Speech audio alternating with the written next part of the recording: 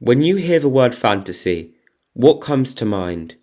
I imagine you may be thinking of castles, dragons, or kings, all traditional staples of fantasy texts. When I hear it, however, I picture a world like no other, a world full of rich and fascinating history so deep you'll get lost, written by countless clashing accounts.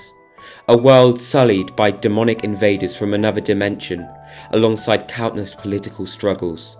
A world where beauty survives in the midst of war, one of lush jungles and deserts, which coexist alongside frigid icy wastelands where only the hardy survive, but also one of vast ash fields, shrouded by forests of giant mushrooms, an environment so alien it's unlike anything on this earth, one of beast folk and fantastical creatures, and one of empires vast and power great. I picture the world of the Elder Scrolls, and it's beautiful. I am completely obsessed with everything fantasy.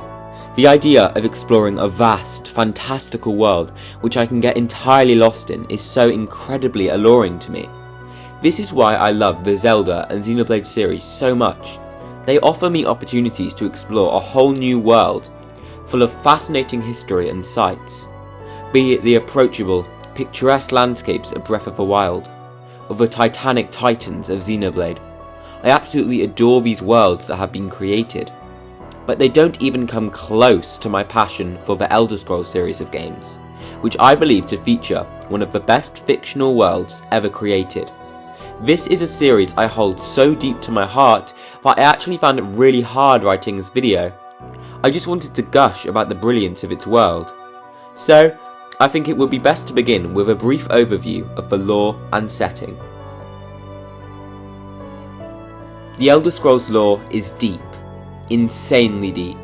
So deep that there must be hundreds of videos on this platform exploring different aspects of said lore which only just scratch the surface of the intricacies of this world. So deep that I've played hundreds of hours of Skyrim and watched hours upon hours of these videos, and even so, I'm confident my knowledge is lacking, but this is the basic premise. The Elder Scrolls series of games are set on the fantasy continent of Tamriel, on the planet of Nirn. Each game takes place in a specific province of Tamriel, with each one operating like an independent country in the real world. Each have wildly contrasting environments, peoples and cultures, making it fascinating to explore a new one whenever a new Elder Scrolls game releases. Furthermore, this world is comprised of several different realms of being. There is Mundus, the mortal plane, which houses Nirn and thus Tamriel. There is Oblivion, a hellish world full of demonic and cunning beings known as Daedra, and Aetherius, a mysterious realm which is said to house the gods of this world, known as Aedra.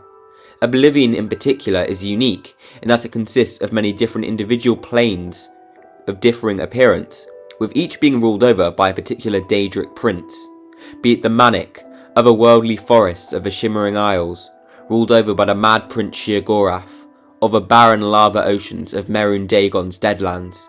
Oblivion is not a place you want to end up in, and so your encounters with these worlds in the games are infrequent.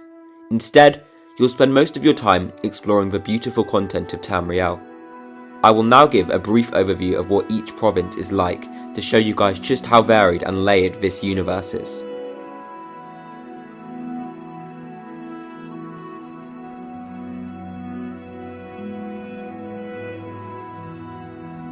We'll start with the crown jewel of the continent, a land which holds the dominance over all the other regions and acts as the heartland of the empire, Cyrodiil.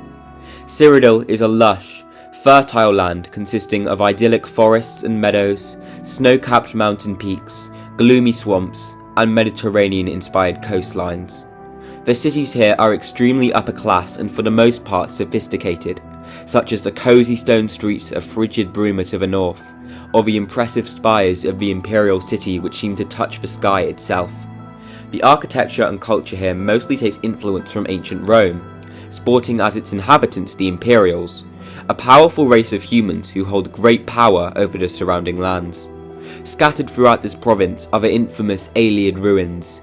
These are mysterious monuments and dungeons which serve as remnants of a civilization long since past, with their wrongdoings ever present in the dark history of this kingdom.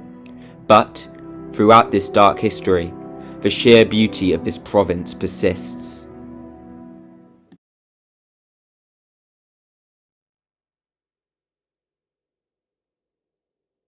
Next, we'll venture to a comparably alien and unfamiliar setting, the province of Blackmarsh, located to the lower right of Tamriel.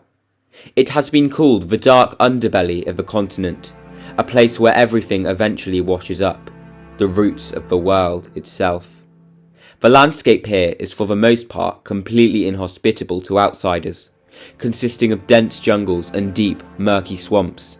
In its southernmost reaches, the mainland will quickly break apart and give way to a series of islands, making travel all the more challenging. In fact, the only race able to survive here is that of the reptilian Argonians, a series of humanoid lizards who are perfectly adapted to survive in such a hostile environment. A big part of their culture, history, and even biology is the Hist. The Hist are huge trees which are believed to possess hive mind-like abilities, allowing them to communicate prophetic messages to the Argonians and grant them telepathic visions of future catastrophes. In terms of culture and architecture, you'll find Aztec-inspired ruins scattered throughout the landscape, be they pyramids or shrines to the Argonians' mysterious deities. This race of beast folk take on a sort of tribal lifestyle here, largely disconnected from the formalities of modern culture you'd find in the other reaches of the continent. They even have their own language.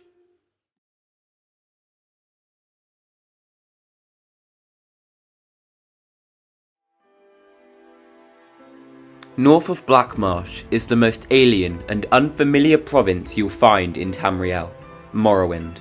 Morrowind sports a completely different political structure and culture than anywhere else in the continent, with its landscapes following suit, being unlike anything you'd expect to find in a traditional fantasy setting. The environment here is, in fact, as varied as it is strange. To the north is the huge island of Valenwood, disconnected from the mainland of the province. The island is home to the ominous spectre that is Red Mountain, the largest volcano on Nirn. Every day, it ejects colossal quantities of ash and soot into the air that blanket the surrounding wilds and add to the unfamiliarity of the setting. These wilds consist of dense forests of massive fungi, vast salt flats, and rocky badlands torn apart by the frequent geological activity in the region, just to name a few. The inhabitants of this province are the Dark Elves, also known as the Dunmer, who sport the most complex and layered history of any race on Tamriel. The province's history is also just as deep, with it being inhabited by many different beings over its lifetime, such as the mechanical-loving Dwemer who are responsible for the numerous mechanical ruins found all across the province. The culture here is also unlike anything else on Tamriel, with the government being made up of many different houses which rule over different parts of the province and hold very different views and standards. Another aspect of note here is that of the Tribunal, a collection of three living gods who once ruled over the province, bringing prosperity to its darkest reaches, but simultaneously working hard to keep hidden their similarly dark history.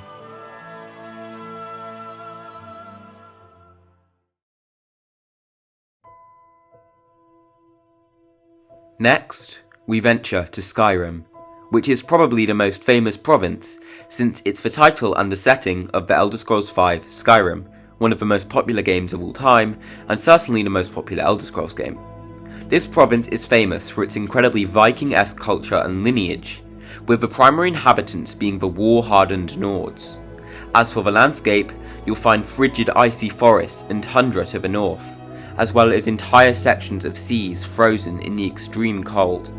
The southern regions are more approachable and pleasant, boasting vast valleys and fields dominated by towering mountains, as well as dense areas of pine woodland. In fact, the land is so mountainous that it is home to the largest mountain on all of Nirn itself, the Throat of the World, which serves as the home of the mysterious and elusive Greybeards. Strewn throughout Skyrim's landscapes, you'll also find the ancient remains of Nordic barrows and dungeons, housing abominable secrets deep inside their depths.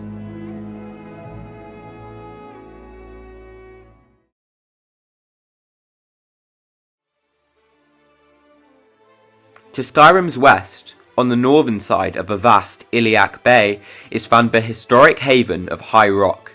Inspired by medieval France and Britain, this province boasts cities unlike any other, with each acting as its own sort of kingdom. Its inhabitants are the crossbred Bretons, who came into existence as a breed between elves, or Mer, and the ancient Nords. As such, they are adept at wielding magic. In terms of landscape, High Rock consists of rolling green hills and forests, moorland, swamps, rocky wastelands, crags, mountains, and tundra. As such, it's a very traditional but incredibly varied fantasy setting, which is more approachable than some of the more alien provinces on Tamriel, like Morrowind or Blackmarsh. Indeed, the culture and lifestyle here may be the most civilized and refined on all of Tamriel, other than maybe the Summerset Isles or Cyrodiil, featuring empires great and kingdoms vast. It is a land of immense wealth and crushing poverty. Another aspect of note is that of the island of Balfira in the Iliac Bay, which is home to the gigantic Direni Tower from ancient times. It is said that creation began here.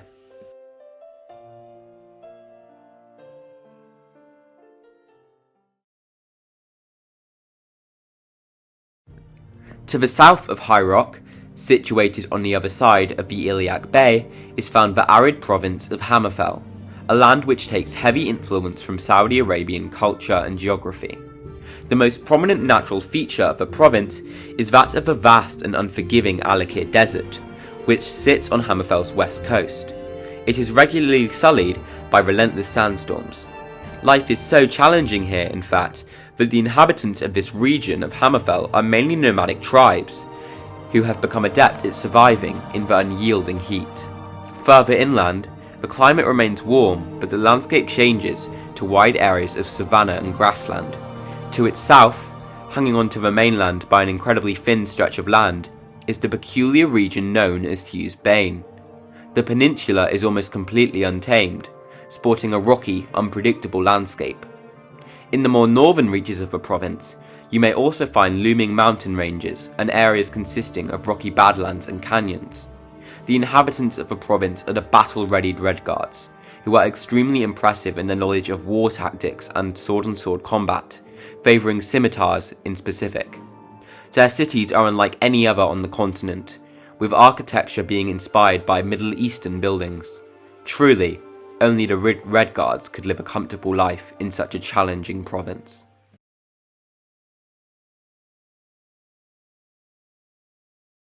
Next, let's journey south of Cyrodiil to the foreign and unfamiliar province of Elsweyr. This land is renowned for its incredibly unique and distinct culture, with its inhabitants being the mysterious Khajiit, one of the beastfolk races. They are essentially cat-like humanoids. They are said to centre much of their way of life and religion around the two moons of Nirn, known as Massa and Secunda. In fact, each of the moons has its own god representative in their Khajiiti religion. The architecture of their distinct cities and temples is incredibly intricate and detailed, taking influence from ancient Indian buildings.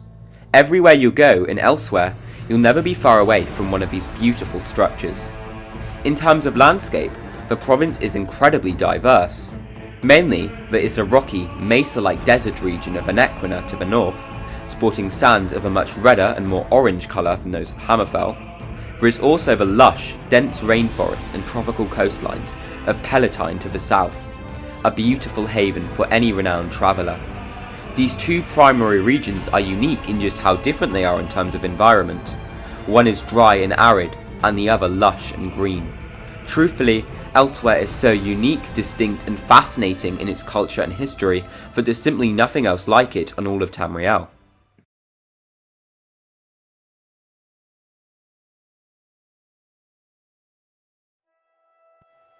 Second to last is Valenwood. Located directly to the west of Elsweyr, this province is by far the most densely forested in all of the continent. In fact, there is so much woodland and nature here that it is often labelled as the Gardens of Tamriel. Notably, there is also a large variety in the types of forests found here. To the south, the woodlands take on a much more tropical flavour, resembling jungles more than forests in places. To the north, the forests are much denser and darker, with canopies much lower than those of the south. There are also some areas of plain on the coast. The inhabitants here are the Bosmer, another one of the elven races. If you'll notice, every elven race has the suffix mer on the end of their name. This race is incredibly fascinating when it comes to their relationship with the forest. For example, there is the infamous Greenheart Pact, which is an oath they long ago swore to never harm or use the planet's greenery for their own good, nor to consume it. Instead, they'll only eat meat from animals. Their culture and cities are also exceptionally unique, as many of them resemble colossal tree houses, with many branching pathways and buildings being built into the trees themselves. Specifically, many of the cities have been constructed around the ginormous Gratwood trees, which are the largest on the continent. Another aspect of note about these cities is that some of them are actually said to be mobile. Apparently, some of the trees have been seen to get up and move around, meaning the locations of their respective cities can change. Because of this, Valenwood is truly a garden like no other.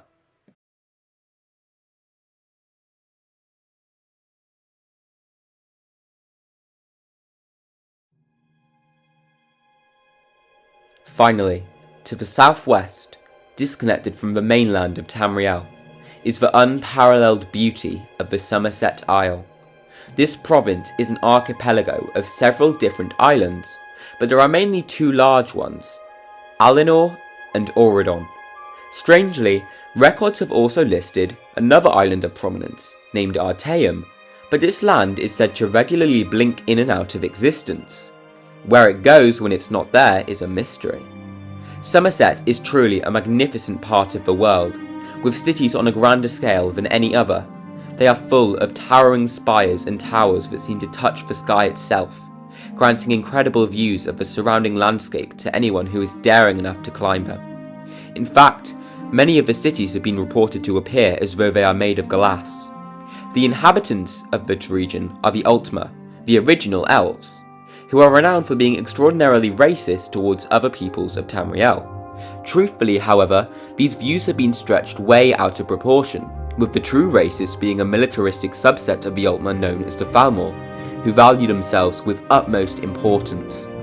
Other than Cyrodiil, Summerset is by far the most advanced and prestigious civilization on all of Tamriel, sporting power to fell and birth entire empires at whim. In terms of landscape, Summerset's wilds have a beauty like no other, with colourful forests, idyllic meadows, coral coastlines and towering peaks, all with a pleasantly warm climate.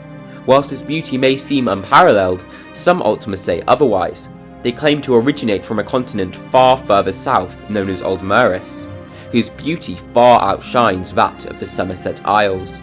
However, these claims are heavily disputed by many scholars, who believe that the idea of Aldmeris is merely a metaphor for the elves' narrow-minded and elevated views of themselves. Please believe me when I say that all of this only scratches the surface when it comes to the lore of this world. This is just one continent I've talked about, and in fact there are several others, as well as islands and even other planets. Every answer leads to more questions and more opportunities for discovery and adventure. The intricacies of the lore and history of the Elder Scrolls universe are truly second to none, and as such, I couldn't possibly love it more.